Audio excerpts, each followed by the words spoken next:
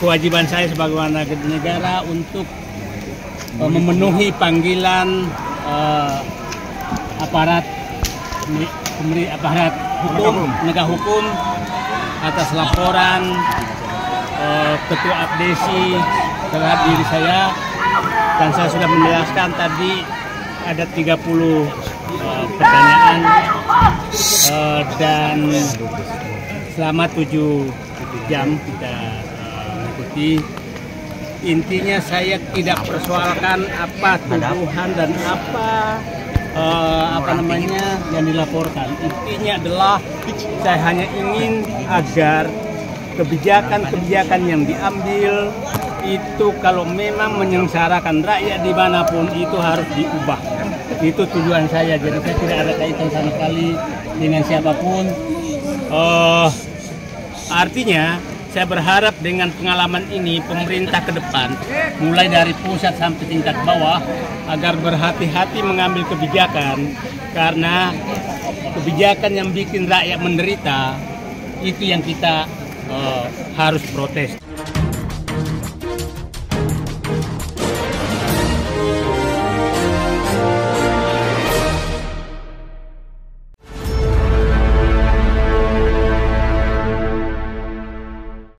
Halo loh, apa kabar? Semoga selalu dalam keadaan sehat walafiat, tetap semangat kembali berjumpa dengan saya, Hizbun Arif dan Bung Rocky Gerung. Bung Rocky banyak yang menyambut lega ini ketika tadi malam Bung Said Didu selesai menjalani pemeriksaan di Polresta Tangerang dan tidak ditahan. Ya. Bersamaan dengan itu, Abdesi yang melaporkan Said Didu itu menyatakan mereka bersedia dimediasi dan bahkan juga kalau mediasinya itu mereka sampai titik temu gitu, mereka bersedia mencabut laporan. Ya, sangat menopang sekali keadaan. Menopang artinya memungkinkan kita masih mampu untuk berharap pada keadilan, dan potensi itu terlihat dari hasil-hasil komunikasi publik yang memungkinkan Said Didu itu diperiksa tapi tidak ditahan. Itu satu percobaan baru untuk percaya bahwa suara publik itu adalah suara demokrasi. Jadi jangan saling menghadang dengan memanfaatkan undang-undang ITE, itu buruk tuh. Nah, kita ingin agar proses politik tidak ikut campur dalam proses hukum, karena akibatnya tentu akan berbahaya bagi kehidupan hukum kita. Jadi kasus Said Didu ini adalah pertentangan antara opini publik dan kebijakan negara kan. PSN di PIK 2 itu kan kebijakan negara, opini publik menentangnya, jadi biasa aja. Nggak ada hal yang personal di situ, tidak ada hal yang personal antara Said Didu dengan pihak PIK 2 itu, dengan Pak Aguan atau dengan siapapun atau dengan Abdes kan. Jadi kita biasakan kalau konflik ini berlanjut maka harusnya ada penyelesaian demokratis di situ. Jadi protes itu biasa. Tentu adalah hak dari PIK 2 itu untuk memanfaatkan SK atau keputusan presiden. Jadi masalahnya antara negara dan warga negara, itu soalnya tuh. Jadi kita mesti tuntut juga lebih arif cara publik melihat bahwa itu adalah urusan rakyat dengan negara tuh, karena negara memberi izin atau bahkan memaksimalkan kekuasaannya untuk melaksanakan yang disebut sebagai proyek strategis nasional, dan itu di seluruh Indonesia juga hal yang sangat rawan bisa terjadi, itu konflik agraria terutama, karena PSN itu tidak dimaksudkan untuk membela rakyat. Nah, itu persepsi dari publik, dan itu sah saja.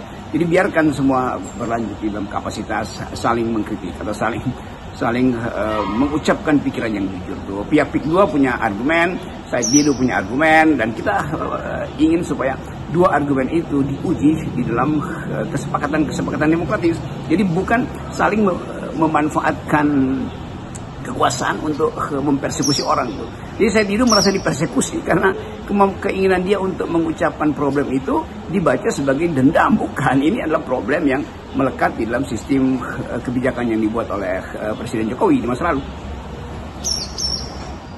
Saya pikir peristiwa pemeriksaan Said Didu yang kemudian didukung secara luas oleh civil society ini bukan hanya di dunia maya ya, tapi juga di dunia nyata itu harus mendapat perhatian dari Presiden Prabowo. Karena kan sekarang ini tekanan hidup rakyat itu makin berat, ekonomi makin sulit, dan setiap saat itu bisa meledak hanya karena faktor pemicu yang sering tidak terduga. Ini kita sering menggambarkan ini kan seperti ya banyaknya ranting kering ya, Bung Rocky. Hanya satu percikan api saja itu bisa membakar semuanya. Tentu saja pesannya terarah juga pada Presiden Prabowo yang harus mengevaluasi PSN, IKN, kereta cepat. Kan semua ini adalah harus dievaluasi. Dan mungkin sekali Pak Prabowo mengerti bahwa ada proyek-proyek yang mesti untuk sementara di hibernasi itu, didiamkan dulu karena harus ada uji ulang kecukupan anggaran itu mampu untuk diwujudkan ke IKN. Apakah kecukupan anggaran itu tersedia untuk PSN? Apakah kecukupan anggaran itu tersedia untuk infrastruktur? Kan kemarin Pak Prabowo sendiri yang mengatakan hentikan dulu berbagai macam proyek yang tidak ada hubungan langsung dengan kepentingan rakyat. Kan itu poinnya. Dan Sri Mulyani diperintahkan justru untuk mengendalikan minimal proyek-proyek yang syarat konflik sebetulnya tuh, bukan sekedar membebani APBN tapi syarat konflik. Karena saya kira Presiden Prabowo itu mengevaluasi supaya tidak ada goncangan politik yang terlalu sebetulnya berbahaya di dalam 100 hari pertama atau 1000 hari pemerintahan ke depan kan.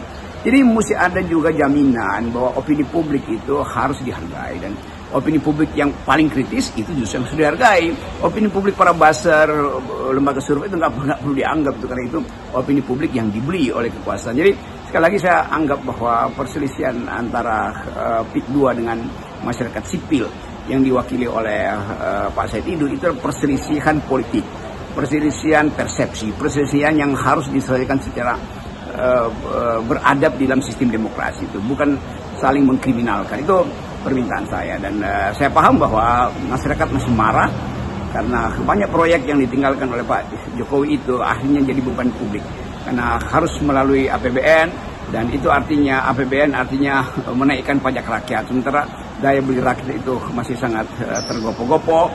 Tiba-tiba pajak pertambahan nilai dibebankan pada semua produk, dan itu artinya rakyat yang mesti bayar. Lain kalau pajak itu pajak penghasilan, ini pajak yang mengakibatkan daya beli rakyat itu akhirnya terbebani lagi oleh PPN. Jadi semua hal itu harus kita lihat sebagai kegelisahan atau bahkan kemarahan publik terhadap kesulitan ekonomi. Jadi porsi kesulitan ekonomi justru mesti jadi acuan dalam kita menghitung kebijakan yang akan dikeluarkan oleh pemerintah. Dengan warisan pembangunan di era Jokowi, infrastruktur terutama yang ugal-ugalan, dan juga terlihat sekali keberpihakan pada oligarki yang menimbulkan konflik di berbagai daerah. Ini kan dipastikan protes-protes model Said Didu atau seperti yang terjadi bahkan seperti di Rempang beberapa waktu yang lalu itu pasti akan banyak bermunculan. Dan ini harus diantisipasi oleh pemerintahnya Prabowo.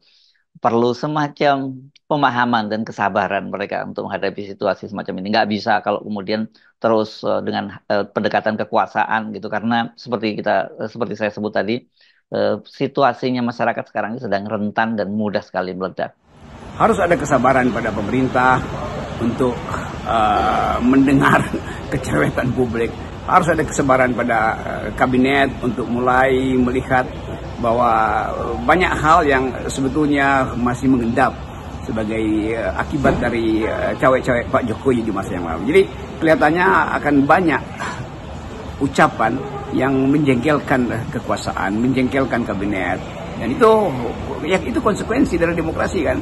Pak Prabowo berupaya untuk memperlihatkan kemampuan menahan diri, kemampuan untuk bernegosiasi, dan itu yang bagus betul. Tetapi hal yang akan diingat rakyat adalah janji Prabowo untuk berpihak pada rakyat. Kan itu udah terbentuk semacam rumus di dalam kepala publik bahwa Prabowo akan memihak rakyat. Nah, semua hal yang dianggap mencederai rakyat atau merugikan rakyat pasti akan diucapkan melalui artikulasi demonstrasi. Kan itu adalah hak yang dilindungi oleh konstitusi, berdemonstrasi untuk mengartikulasikan kepentingan. Mereka yang ada di dalam kekuasaan tentu tahu bahwa kita udah memilih demokrasi, artinya memilih keributan itu diselesaikan di dalam fasilitas-fasilitas bernegara, bukan dengan saling kirim kekerasan. Itu hal yang membuat kita percaya bahwa kita bisa hidupkan kembali demokrasi. Kalau ada kesepakatan bahwa perselisihan politik itu jangan dijadikan alasan untuk mempergunakan hukum. Kan ini soal perdebatan data aja, bahwa apakah PIK misalnya bisa dalilkan bahwa itu harga tanahnya itu rasional, apakah PIK bisa dalilkan bahwa PSN itu diperoleh dengan cara yang masuk akal, cara yang rasional, apakah PIK punya argumentasi untuk menerangkan bahwa AMDALnya udah selesai. Kan itu sebetulnya isinya kan. Jadi selama itu masih kabur, maka rakyat akan menganggap bahwa kekuasaan berpihak pada pengusaha. Kan itu konyolnya di situ kan. Padahal konstitusi kita mengatakan bahwa pengusaha atau korporasi itu juga adalah economic player, pemain ekonomi yang harus menghasilkan keuntungan. Nah, keuntungan itu atau kita sebut perusahaan itu hidup dengan mengakumulasi supaya ada keuntungan. Nah, keuntungan itu harus diratakan, harus didistribusikan justru oleh negara tuh. Supaya ada prinsip kedua, yaitu selain korporasi ada koperasi itu. Mengaktifkan koperasi artinya mengaktifkan kedaulatan rakyat. Jadi komponen berpikir itu mesti lengkap. Seringkali kita harus berdebat justru dengan kemampuan untuk berbicara di tingkat yang konseptual.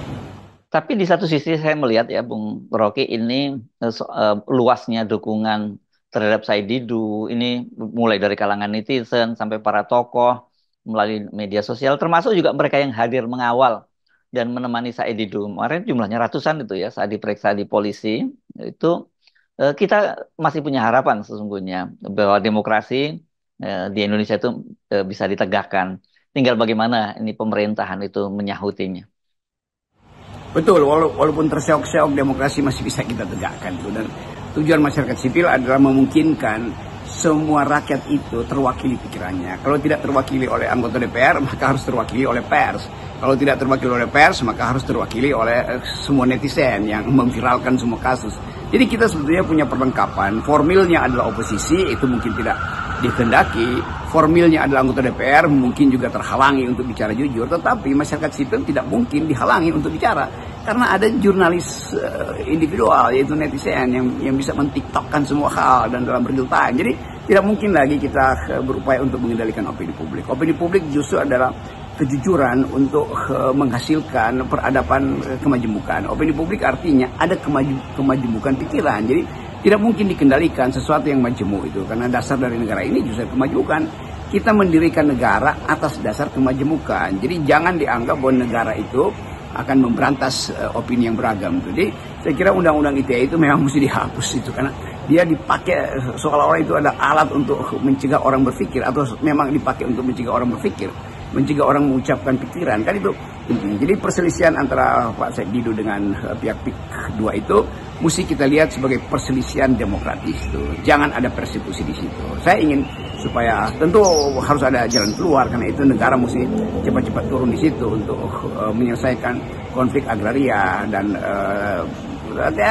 sebut aja diplomasi penting. Tapi sekali lagi hati nurani rakyat itu yang mestinya kita hargai itu, dan kita mesti kendalikan semua hal supaya tidak masuk di dalam pertengkaran kelas, pertengkaran rasis terutama itu. Jadi saya kira itu pesan saya, dan FNN selalu ada dalam upaya untuk meminta supaya konflik itu diselesaikan dengan argumentasi, bukan dengan sentimen. Tetap 0%. Dan salam akal sehat. Salam akal sehat.